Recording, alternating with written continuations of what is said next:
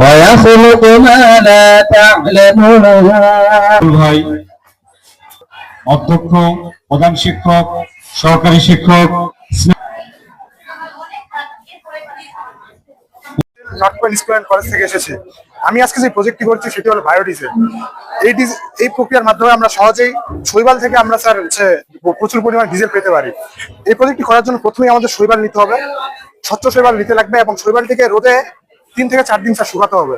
শুকানোর পর এটি হাইড্রোলিক প্রেসে দেওয়ার পর আমরা এরকম একটা লিপিডের লেয়ার পাবো। আমার নাম অর্ষা, আমি পীরগঞ্জ বণিক সরকারি বালিকা উচ্চ বিদ্যালয় থেকে এসেছি। আজকে আমাদের আজকে আমরা এই বিজ্ঞান মেলায় উপস্থিত হয়েছি আমি আমার দলের সাথে। আজকে আমাদের প্রজেক্টের বিষয় হচ্ছে বর্জ্য পদার্থ থেকে বিদ্যুৎ উৎপাদন। আমরা প্রথমেই প্রতিটি বাড়ি থেকে